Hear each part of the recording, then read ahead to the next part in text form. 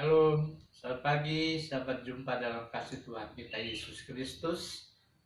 Kita bersyukur kalau kita ada sebagaimana kita ada. Kita bersyukur buat nafas kehidupan yang Tuhan masih berikan kepada kita. Kita bersyukur buat berkat jasmani, berkat rohani yang Tuhan limpahkan kepada kita. Kita bersyukur saat ini kita masih dapat mendengarkan sebagian kebenaran firman Tuhan. Kita bersyukur buat segala-galanya yang Tuhan masih berikan kepada kita. Sekalipun hari ini kita masih dalam ibadah di rumah kita, online, dan dengan YouTube, tapi kita bersyukur kepada Tuhan karena Tuhan itu baik. Hari ini kita akan diberikan kesempatan untuk mendengar firman Tuhan. Sebab itu mari kita membuka hati kita siapkan pikiran kita siapkan segala-galanya, sehingga semuanya boleh menjadi berkat bagi setiap kita. Mari saya ajak Bapak Ibu Saudara yang dikasih Tuhan untuk kita berdoa. Segala puji, hormat, syukur kami naikkan kepada Bapa yang kami kenal di dalam nama Tuhan kami Yesus Kristus. Kami bersyukur buat penyertaan Tuhan, pemeliharaan Tuhan, keberadaan kami hari ini karena adanya pertolongan dan rahmat dan anugerah daripada Tuhan. Kami menyerahkan sepanjang hari ini apa yang akan kami kerjakan pada hari ini, pada pagi hari Tuhan. Kami akan belajar kebenaran firman Tuhan. Pakai hamba-Mu, urapi hamba-Mu dari ujung rambut sampai telapak kakinya. Biarlah segala firman yang disampaikan boleh menjadi berkat bagi setiap kami. Ajar kami boleh menyimpan dan melakukannya dalam kehidupan kami. Kami menyerahkan hamba-Mu yang akan menyampaikan firman Tuhan. Biar firman Tuhan yang disampaikannya menjadi berkat bagi setiap kami, menjadi kekuatan dan menjadi rema dalam kehidupan kami. Berbicaralah Tuhan, kami siap mendengar, menyimpan, dan melakukan dalam kehidupan kami. Dalam nama Tuhan kami Yesus Kristus, kami berdoa serta mengucap syukur. Haleluya. Amin. Pembacaan firman diambil dalam Mazmur pasal 31 ayat yang ke-6.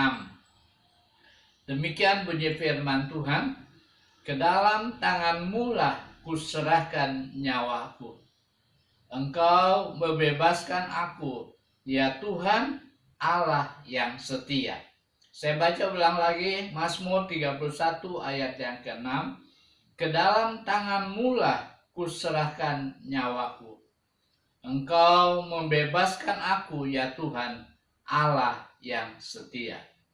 Tema firman Tuhan pada pagi hari ini adalah berserah kepada Tuhan. Bapak Ibu Saudara yang dikasih Tuhan, arti kata berserah adalah menyerahkan seluruh hidup kita kepada Tuhan di segala keadaan, baik suka maupun duka, saat dalam masalah, persoalan, sakit penyakit, dan lain-lainnya. Arti kata berserah kepada Tuhan adalah mempercayakan diri dan nasib kita kepada Tuhan. Arti berserah kepada Tuhan yang ketiga adalah pasrah. Saudara yang dikasih Tuhan, ayat yang kita baca adalah tulisan dari seorang yang bernama Raja Daud dengan tema aman dalam tangan Tuhan. Kita tahu siapa Daud. Ia adalah orang yang dalam kehidupannya dan apa yang dikerjakannya selalu berserah kepada Tuhan. Seperti ayat yang kita baca, Daud menulis, "Ke dalam tangan-Mu lah kuserahkan nyawaku. Ke dalam tangan-Mu lah kuserahkan nyawaku." Saudara yang dikasih Tuhan, artinya ayat ini adalah seluruh hidupnya dari Daud. Dia hanya berserah kepada Tuhan. Daud tidak mengandalkan kekuatannya atau yang lainnya. Daud menyerahkan seluruh hidupnya kepada Tuhan. Sebagai raja atas Israel, bukan berarti Daud bebas dari masalah, tetapi Daud banyak mengalami kesesakan, banyak mengalami penderitaan dan masa-masa yang sukar, dan banyak musuh yang berusaha menjatuhkan Daud. Dalam keadaan yang sulit, sukar, dan bahaya yang mengancam Daud, Daud tidak bersandar kepada kekuatannya. Daud tidak bersandar kepada tentara dan pasukannya. Tetapi dalam keadaan yang sulit itulah justru kita diberi pelajaran oleh Daud untuk hidup dekat dengan Tuhan, untuk hidup berserah kepada Tuhan. Mazmur 62 ayat 2 dan 3. Daud menulis, hanya dekat Allah saja aku tenang, daripadanya lah ia keselamatanku. Ayat yang ketiga, hanya dialah gunung batuku dan keselamatanku, kota bentengku, aku tidak akan goyah. Inilah yang disebut dengan tindakan iman, di mana Daud mempercayakan hidupnya dan mempersilahkan Tuhan berkarya dalam hidup Daud. Masalah hidup apa yang sekarang saudara sedang hadapi? Apa yang kita sudah kerjakan dalam menghadapi masalah hidup saudara? Mungkin masalah rumah tangga, pekerjaan, rencana yang kita akan buat. Hari ini kita mau belajar kepada Daud untuk berserah kepada Tuhan. Karena di dalam Tuhan kita akan menjadi tenang. Dan kita mau menunjukkan iman kita dengan berserah kepada Tuhan. Apa keuntungan atau dampak apabila kita berserah kepada Tuhan? Kita akan pelajari 3 hal. Yang pertama, Tuhan akan bertindak. Mazmur 37 ayat 5 dan 6 berkata, serahkanlah hidupmu kepada Tuhan dan percayalah kepadanya, dan ia akan bertindak. Ayat yang ke-6, ia akan memunculkan kebenaranmu seperti terang dan hakmu seperti siang.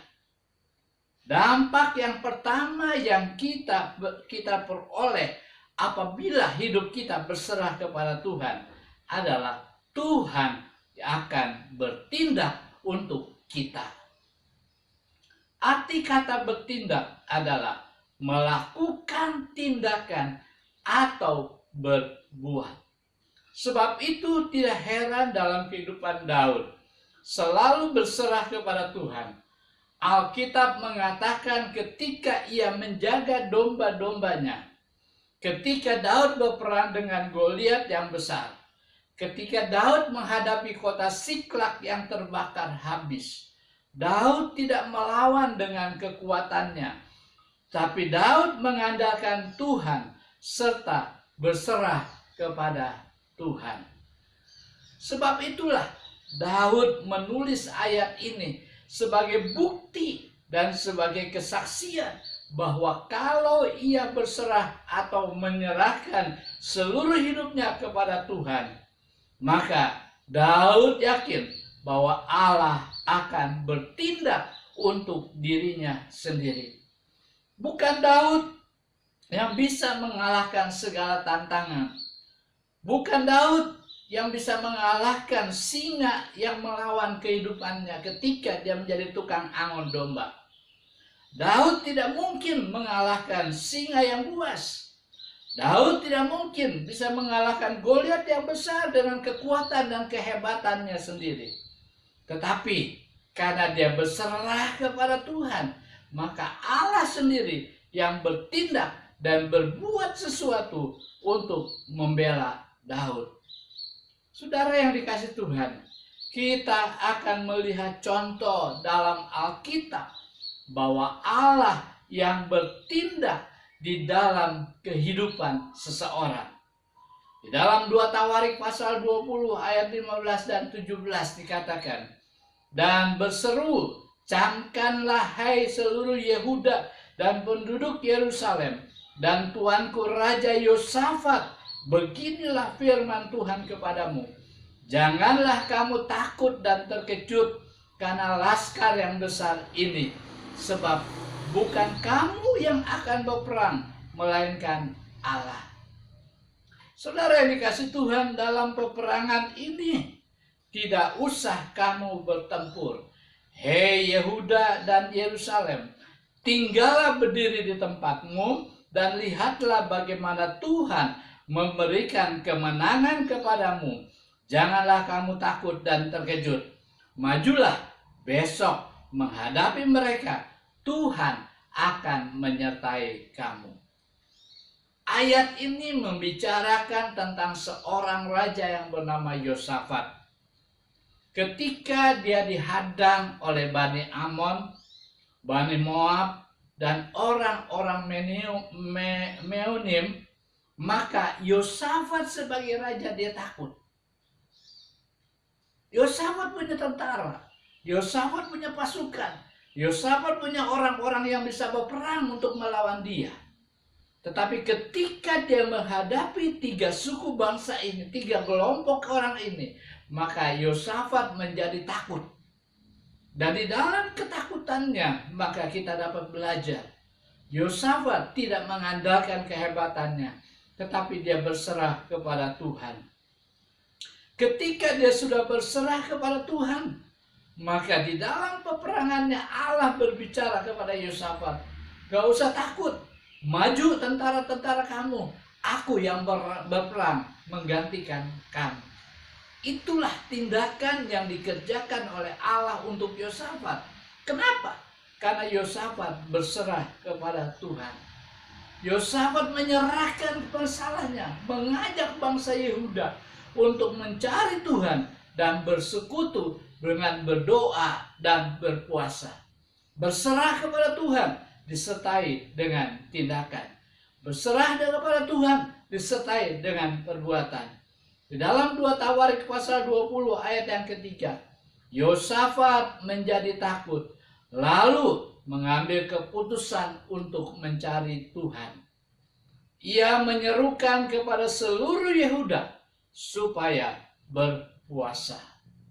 Saudara yang dikasihi Tuhan, mungkin sekarang saudara dan saya sedang berada di dalam ketakutan yang besar karena disebabkan masalah munculnya virus corona, ekonomi menjadi lemah, kita sudah pensiun, atau kita mempunyai rencana-rencana yang sudah direncanakan tetapi kemudian gagal karena keadaan, karena kondisi.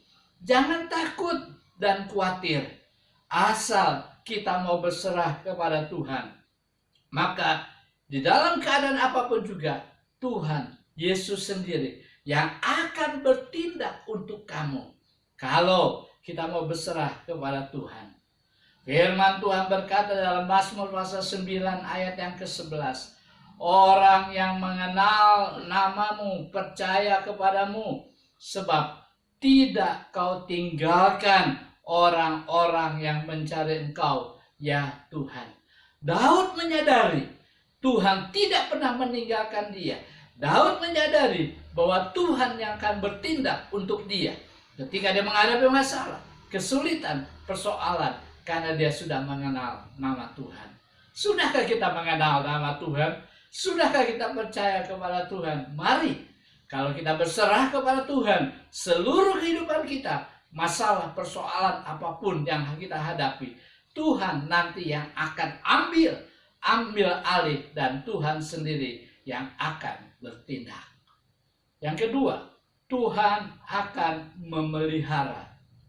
Dalam Mazmur pasal 55 ayat yang ke-23, serahkanlah khawatirmu kepada Tuhan, maka ia akan memelihara engkau. Tidak untuk selama-lamanya dibiarkannya orang benar itu goyah. Saudara yang dikasihi Tuhan, dampak akibat kalau kita berserah kepada Tuhan, yang kedua adalah Tuhan akan memelihara hidup kita. Tuhan akan memelihara serumah tangga kita. Tuhan akan memelihara usaha kita. Tuhan akan memelihara segala sesuatu di dalam kehidupan kita. Seperti seorang bayi atau seorang anak yang tidak bisa berbuat apa-apa kecuali menyerahkan seluruh kehidupannya kepada orang tuanya. Maka orang tuanya, walaupun ia berada dalam situasi yang sulit dan serba kekurangan, maka orang tua yang baik tidak akan membiarkan anak-anak mereka menjadi telantar. Orang tua yang baik akan memelihara anak-anak mereka, memelihara keluarga mereka, memelihara istri mereka. Mereka akan dipelihara oleh karena kebaikan daripada sang suami. Orang tuanya akan berusaha dengan segala tenaga untuk memelihara kehidupan rumah tangganya. Demikian juga dengan Daud.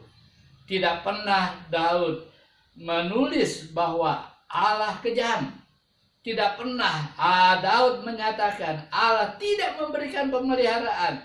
Tetapi justru dalam Alkitab, dalam firman Tuhan yang kita baca, Allah akan memelihara Daud.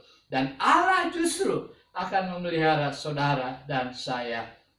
Daud ketika menghadapi musuhnya, Daud percaya dan berserah kepada Allah. Sehingga ia bisa menulis bahwa Allah memberikan pemeliharaan kepadanya. Kita bisa belajar dari seorang tokoh dalam Alkitab, yaitu Ayub. Ia adalah seorang yang saleh, seorang yang jujur, seorang yang takut akan Allah dan menjauhi kejahatan. Dalam Ayub pasal 10 ayat 12 dikatakan, hidup dan kasih setia kau karuniakan kepadaku, dan pemeliharaanmu menjaga nyawaku. Ayub adalah seorang yang berserah kepada Tuhan. Kehidupannya ditulis, dicatat dalam Alkitab. Sehingga dia mengalami seizin Tuhan, mengalami penderitaan, anak-anaknya mati, binatangnya mati, kekayaannya ludes, dan istrinya menyuruh kepada Ayub untuk menyangkal Allah. Dan Ayub juga hidup di dalam penyakit yang belum ada obatnya. Penyakit yang sulit, dia harus mengerok-ngerok dengan beling badannya, keluarlah darah. Tetapi apa yang kita dapat pelajari Daud? Allah tidak membiarkan Ayub sendirian. Allah tidak membiarkan Ayub jatuh. Allah tidak membiarkan Ayub menderita yang lebih parah lagi. Allah senantiasa memelihara dia. Allah menjaga kepada dia. Ayub menyerahkan, Ayub berserah kepada Tuhan. Saudara yang dikasihi Tuhan, Ayub adalah seorang yang berserah kepada Allah. Di tengah-tengah masalah yang dihadapinya, di tengah-tengah penderitaannya, di tengah-tengah yang istrinya yang setia, yang baik, menyuruh untuk menyangkal dia.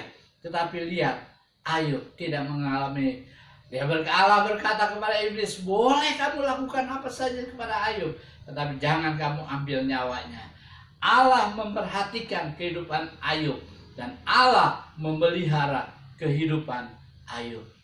Saudara yang dikasihi Tuhan, Tuhan akan memelihara saudara dan saya di tengah hidup yang sulit, di tengah keadaan yang sukar inilah, asalkan saudara dan saya mau berserah kepada Tuhan dan tidak usah khawatir dengan apa yang akan terjadi.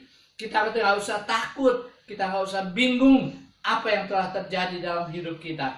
Allah pasti memelihara kita, asal kita mau berserah kepada Tuhan, kita menyerahkan kehidupan kita, gak usah khawatir. Banyak kali kita gagal, banyak kali Tuhan menjauhkan dirinya daripada saudara dan saya. Kenapa? Karena ada rasa khawatir.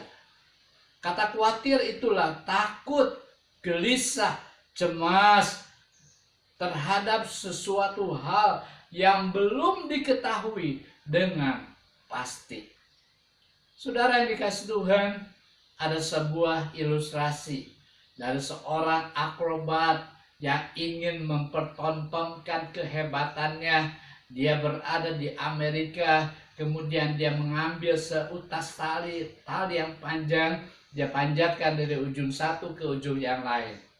Dia berkata kepada penonton-penonton yang ada bahwa dia akan menaiki dan berjalan di atas tali sampai ke seberang sana. Kemudian dia lakukan itu. Dia ambil tongkat dan dia mulai naik ke atas dan dia mulai berjalan di atas tambang yang sudah diikat. Tali yang panjang membuat angin, membuat masalah, membuat kesulitan, tetapi si akrobat ini tetap berjalan dengan tenang. Ketika dia berada tengah-tengah, dia berhenti. Orang-orang yang menonton semua berdiam diri. Orang-orang yang menonton semua merasa ketakutan. Orang-orang yang menonton dia merasa khawatir. Jangan-jangan sebentar si akrobat itu akan jatuh, masuk dan mati di laut atau di danau Niagara itu. Tetapi pelan-pelan sampai semua merasa ketakutan. Si akrobat yang tetap berjalan dan akhirnya dia sampai di ujung dan kemudian dia turun. Ketika dia turun, dia ajak penonton dan dia berkata kepada para penonton, "Hei penonton, siapa yang berani ikut bersama dengan aku? Aku akan berjalan dari ujung satu itu ke ujung yang lain dengan memakai sebuah kereta dorong.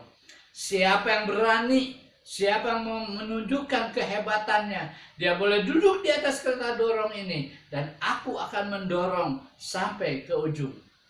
Saudara, ketika si akrobat berkata demikian, tidak ada seorang pun yang berani untuk mengambil keputusan untuk ikut bersama dengan si akrobat di atas kereta dorong. Karena mereka khawatir, mereka takut. Jangan-jangan nanti aku baru berapa langkah, aku sudah kecemplung. Jangan-jangan di tengah jalan nanti aku akan mati dan jatuh ke dalam danau Niagara. Semua diam. Semua tidak ada yang mau ikut. Tetapi tiba-tiba ada seorang pemuda yang berkata, "Saya mau, saya siap, saya tidak perlu khawatir. Aku siap, walaupun aku harus mati. Bersama dengan akrobat, aku akan dapat kekuatan." Akhirnya si pemuda ini naik ke atas kereta dorong. Dan si akrobat yang mulai mendorongnya dari ujung satu itu ke ujung yang lain. Semua penonton juga bersorak, semua penonton juga berdiam. Karena mereka takut, mereka khawatir. Wah, jangan-jangan anak ini akan jatuh dari kereta dorong itu. Pelan-pelan, akhirnya mereka sampai ke ujung tali yang digantungkannya, yang diikatnya. Semua penonton bersorak ketika akrobat dan si pemuda ini turun. Semua penonton bersorak, semua penonton bergembira, penonton bersenang-senang. Tiba-tiba ada seseorang yang menghampiri daripada si akrobat dan kepada si anak itu. Dan mereka bertanya, "Hei anak muda, kenapa kamu berani naik di atas kereta dorong dan mengikuti kemauan si akrobat untuk berjalan di atas tali itu?" Dikatakan, apa yang dikatakan oleh si pemuda ini, "Saya tidak perlu takut, saya tidak perlu khawatir, karena yang mendorong itu adalah ayah saya sendiri. Karena saya percaya kepada ayah saya percaya kepada orang tua saya. Dia tidak akan membinasakan saya, dia akan memelihara saya, dia akan melindungi saya, dia akan menjaga saya. Sebab itulah saya mulai berani." Semua penonton bersorak-sorai bergembira karena seorang anak telah bebas dari segala kekhawatirannya. Saudara yang dikasih Tuhan, perjalanan hidup kita di dalam dunia ini, kita harus menghadapi angin, menghadapi ombak, menghadapi gelombang, menghadapi segala tantangan dalam hidup kita. Satu hal, sebagaimana si pemain akrobat bersama anaknya ini tidak takut, kita pun tidak perlu takut. Asal kita tidak pernah khawatir, kita percaya, kita berserah kepada Tuhan, maka Tuhan yang akan memelihara hidup kita. Suatu hari ketika Tuhan Yesus menyampaikan firman Tuhan, banyak orang yang berbondong-bondong. Hari sudah malam, murid-murid berkata, "Tuhan, suruh mereka pulang." Tapi Tuhan berkata, "Tidak, jangan mereka suruh pulang, tetapi kamu harus beri makan." Akhirnya ada seorang anak kecil yang dibekali oleh orang tuanya mengenai 5 roti dan 2 ekor ikan. Dia datang kepada Tuhan, dia menyerahkan roti itu kepada Tuhan Yesus. Tuhan Yesus berdoa, dan Tuhan menyuruh bagikan kepada semua orang. Saudara, apa yang dapat kita pelajari daripada pelajaran ini? Anak kecil itu tidak khawatir. Dia tidak takut. Dia berserah kepada Tuhan akan hari depan, akan hari-hari akan dilaluinya. Akan sebentar apabila dia pulang, dia tidak merasa kelaparan. Padahal ibunya menyediakan makanan untuk dia. Tetapi dia tidak khawatir, dia tidak takut. Karena dia percaya Tuhan akan memelihara mereka. Akhirnya 5 roti dan 2 ekor ikan itu dibagikan oleh kepada semua orang. Ada 5.000 orang laki-laki, semuanya kebagian. Dan bahkan ada sisa, ada berkat 12 bakul. Yuk, mari kita belajar. Kita berserah kepada Tuhan. Karena apabila kita berserah kepada Tuhan di tengah situasi kondisi yang sulit sekalipun, kita nggak perlu khawatir, kita nggak perlu takut, karena Tuhan akan memelihara kehidupan kita. Kalau Daud sudah dipelihara, Allah juga akan memelihara saudara. Di tengah-tengah pandemi corona yang begitu dahsyat hari-hari ini, di tengah-tengah masalah ekonomi rumah tangga kita, Tuhan akan senantiasa memberkati dan mencukupi kita. Yang ketiga, Tuhan akan membuat kita berhasil. Tuhan akan membuat kita berhasil. Amsal 16 ayat yang ketiga. Serahkanlah perbuatanmu kepada Tuhan, maka terlaksanalah segala rencanamu. Sekali lagi, serahkanlah perbuatanmu kepada Tuhan, maka terlaksanalah segala rencanamu. Saudara yang dikasih Tuhan, dampak yang pertama Tuhan akan melindungi, Tuhan akan bertindak. Dampak yang kedua, Tuhan akan memelihara kita. Dampak yang ketiga adalah apa yang kita buat apabila kita berserah kepada Tuhan akan mendatangkan keberhasilan. Dampak yang ketiga, apabila kita mau berserah kepada Tuhan, maka Tuhan akan membuat berhasil segala rencana kita, segala keinginan kita, dan apa saja yang kita kerjakan, apa saja yang kita buat, dibuat Tuhan menjadi berhasil. Hal ini dialami oleh Raja Daud. Dari seorang tukang angon domba, dia bisa menaik pangkat, dia punya mendapatkan jabatan, dia mempunyai kuasa untuk menjadi raja bangsa Israel pada waktu itu. Daud kenapa dia berhasil? Karena dia berserah kepada Tuhan. Segala keinginannya, segala cita-citanya, segala masalahnya, segala persoalannya, dia serahkan kepada Tuhan. Hal ini juga dialami oleh seseorang dari tukang kayu, tukang angon domba. Dia menjadi seorang raja yang diberkati oleh Tuhan, sekalipun ada keinginan Daud yang tidak dikabulkan oleh Allah, tidak diizinkan oleh Allah, yaitu dia harus membangun bait Allah. Di dalam Alkitab, Perjanjian Lama sampai Perjanjian Baru, ada banyak contoh yang dapat kita pelajari bahwa orang yang berserah kepada Tuhan atau menyerahkan hidupnya kepada Tuhan, ia akan berhasil.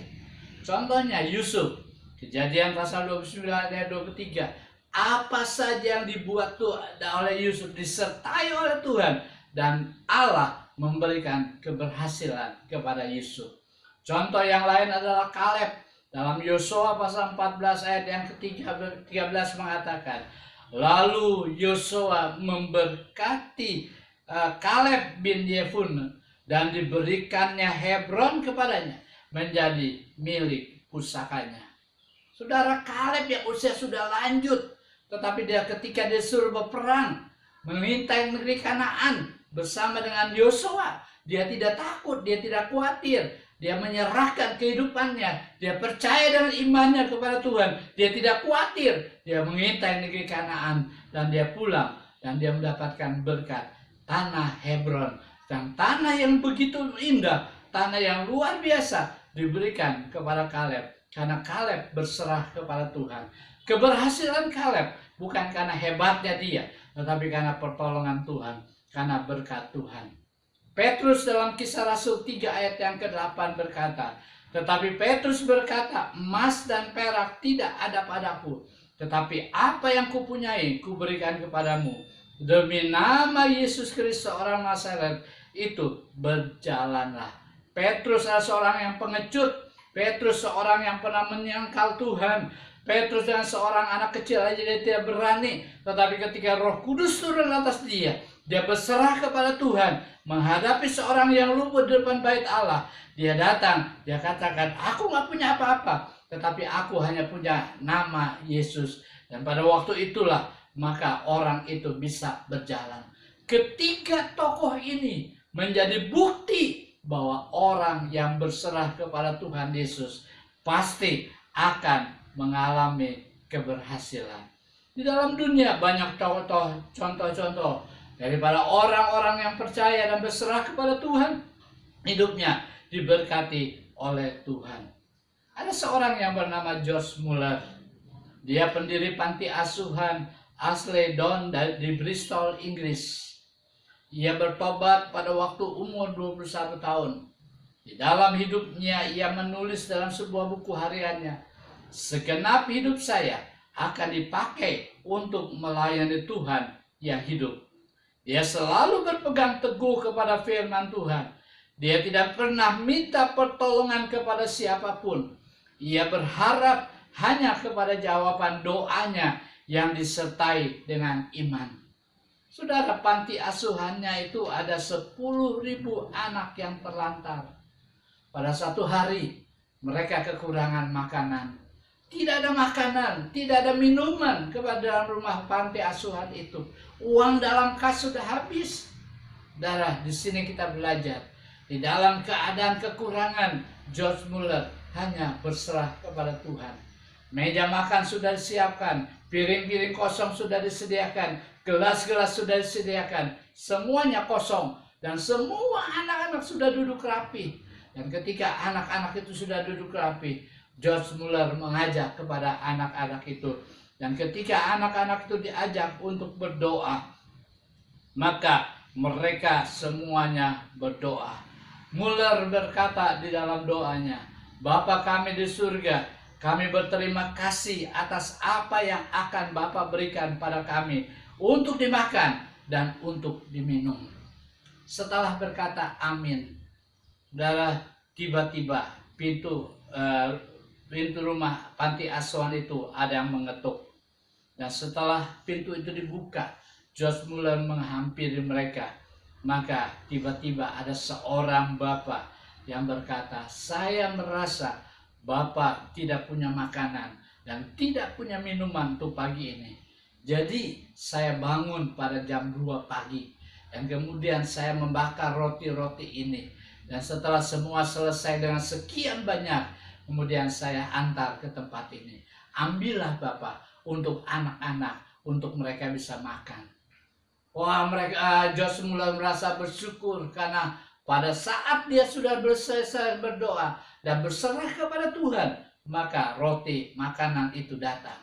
Tiba-tiba juga setelah semua si tukang roti itu berangkat, ada orang yang mengetuk lagi. Dan ketika ada orang mengetuk, kemudian George Muller membukakan pintu. Dan tiba-tiba ada seorang tukang susu dan dia berkata, Pak, saya ingin mengantarkan susu ini ke tempat yang lain. Tetapi kereta di mana saya harus membawa susu ini rusak. Tidak dapat melanjutkan perjalanan. Daripada susu ini menjadi basi, kemudian Tuhan suruh saya untuk mengantarkan kepada Bapak. George Muller tidak dapat nahan. Dia bersyukur kepada Tuhan. Karena apa? Semua yang diinginkan, semua yang dikehendakinya menjadi berhasil. Dan setelah semuanya selesai, meja-meja sudah diisi dengan roti dan air susu, maka anak-anak pun bisa bersuka cita, bisa bergembira, dan bisa makan serta minum apa yang Tuhan sudah berikan. Orang yang berserah kepada Tuhan akan menjadi berhasil, akan dibuat berhasil, akan dibuat mendapatkan sesuatu, keinginan saudara, keinginan saya, keinginan kita, sekalipun di dalam keadaan yang tidak mungkin, tetapi bagi Allah semuanya bisa terjadi. Bagaimana dengan kita? Sudahkah kita mengalami keberhasilan dalam hidup ini? Mungkin ada rencana-rencana yang kita rencanakan dalam hidup ini. Mungkin ada keinginan-keinginan kita yang kita inginkan untuk kita dapatkan. Kita sudah berusaha, kita sudah mencari pertolongan kepada manusia, tapi semuanya gagal. Dalam keadaan seperti itu, mari hari ini saya mengajar kepada saudara untuk berserah kepada Tuhan. Apabila kita mau berserah kepada Tuhan, segala rencana-rencana kita yang mungkin pernah gagal akan dibuat menjadi berhasil kalau kita mau berserah kepada Tuhan. Segala yang kita kerjakan akan dibuat menjadi berhasil. Asal saja kita mau taat dan belajar untuk mengikuti apa yang Tuhan mau dalam hidup kita. Yosua 1 ayat yang ke-8 berkata, janganlah engkau lupa memperkatakan kitab Taurat ini, tetapi renungkanlah itu siang dan malam, supaya engkau bertindak hati-hati sesuai dengan segala yang tertulis di dalamnya. Sebab dengan demikian perjalananmu akan berhasil dan engkau akan beruntung. Itulah firman Tuhan. Mari kita mau berserah kepada Tuhan. Saudara yang dikasihi Tuhan, apa yang sedang saudara dan saya hadapi hari-hari ini? Masalah ekonomi, masalah rumah tangga, masalah usaha, masalah pekerjaan, dalam persoalan hidup, dalam bisnis kita, dalam usaha kita. Ataukah ada rencana-rencana yang sudah kita buat, kita sudah atur demikian, tetapi belum terlaksana. Hari ini menjadi firman Tuhan yang kita dengar. Ada juga mungkin keinginan dalam hidup kita yang belum menjadi kenyataan. Jangan putus asa, jangan cepat menyerah, jangan cari jalan pintas, jangan mengharapkan manusia, tetapi berserahlah kepada yang Maha Kuasa. Berserahlah kepada Tuhan yang sanggup menolong kita, yaitu Yesus Kristus. Berserah kepada yang kelihatan itu gampang, tetapi berserah kepada yang tidak kelihatan merupakan hal yang sulit. Dibutuhkan keberanian untuk berserah kepada Tuhan. Karena apabila kita bisa dan mau berserah kepada Tuhan Yesus, maka Ia akan melakukan sesuatu untuk kita. Yang pertama adalah Tuhan akan bertindak atas seluruh kehidupan kita. Yang kedua, Tuhan akan memelihara hidup kita. Yang ketiga, Tuhan akan membuat kita berhasil. Ayat terakhir, 1 Petrus 5 ayat yang ke-7. Serahkanlah segala kekhawatiranmu kepadanya, sebab Ia yang memelihara kamu. Saya ulangi lagi, serahkanlah segala kekhawatiranmu kepadanya, sebab Ia yang memelihara kamu. Amin. Tuhan memberkati. Mari kita berdoa. Segala puji, hormat, syukur kami panjatkan. Kami sudah diingatkan oleh firman Tuhan. Kami sudah mengerti akan kehendak Tuhan dalam hidup kami. Untuk kami selalu berserah kepada Tuhan. Berserah kepada yang kelihatan gampang. Tetapi berserah kepada yang tidak kelihatan adalah hal yang harus kami lakukan. Adalah hal yang harus kami jalankan. Supaya kami mendapatkan pertolongan dan kekuatan daripada Tuhan. Terima kasih buat firman Tuhan yang telah hamba-Mu sampaikan. Terima kasih biarlah firman Tuhan menjadi rema dalam kehidupan setiap saudara kami yang mendengar. Engkau tahu kehidupan mereka. Engkau tahu masalah mereka. Engkau tahu segala rencana-rencana mereka. Engkau tahu apa yang mereka butuhkan. Engkau tahu apa yang mereka inginkan dalam kehidupan mereka. Ajarlah mereka mau berserah kepada Tuhan. Dan apabila kami berserah kepada Tuhan, maka kami akan meyakini Tuhan akan bertindak untuk kami. Tuhan akan memelihara kami. Dan Tuhan akan membuat kami berhasil. Terima kasih Bapa, meteraikan firman-Mu dalam kehidupan kami. Dan sekarang saudaraku yang dikasih Tuhan, terimalah berkat daripada Allah. Kasih karunia daripada Allah Bapa, serta persekutuan daripada Roh Kudus, menyertai saudara-saudara sekalian, sekarang sampai selama-lamanya. Haleluya. Amin. Tuhan Yesus memberkati. Sampai ketemu lain waktu.